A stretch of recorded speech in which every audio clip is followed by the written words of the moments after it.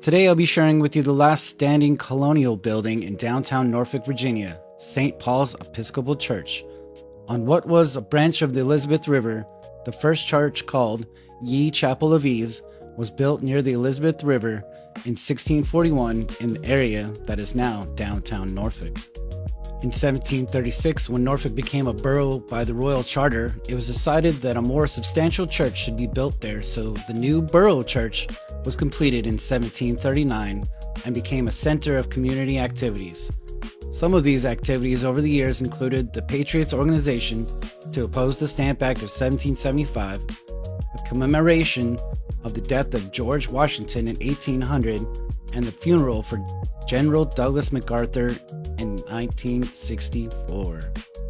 The church's grave sites span across both sides of the church, but most of the headstones are not legible to read because they span over 350 years.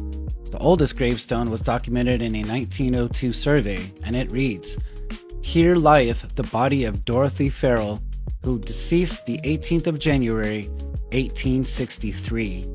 The graveyard also has founders of Norfolk, former local merchants, prominent church members of the past, and local patriots who fought in the Revolutionary War and the War of 1812. The church itself has had its own adventures as well. After the Battle of Great Bridge on December 9, 1775, the remaining British forces retreated to Norfolk. With insufficient forces to defend the city, British troops, Lord Dunmore, and British loyalists boarded warships and commercial vessels in Norfolk Harbor. They remained there for the rest of the month, and when supplies ran low on the British flotilla, they gave the colonists the ultimatum to sell them much-needed goods or else they would take it by force. When the colonists refused, Lord Dunmore ordered a bombardment of Norfolk for almost 24 hours. Afterwards, 2/3 of Norfolk was burned down by the Patriots, so the British couldn't use it. The church at this point was a hollowed, burned-out shell and sat dormant until 1786, when the church was restored.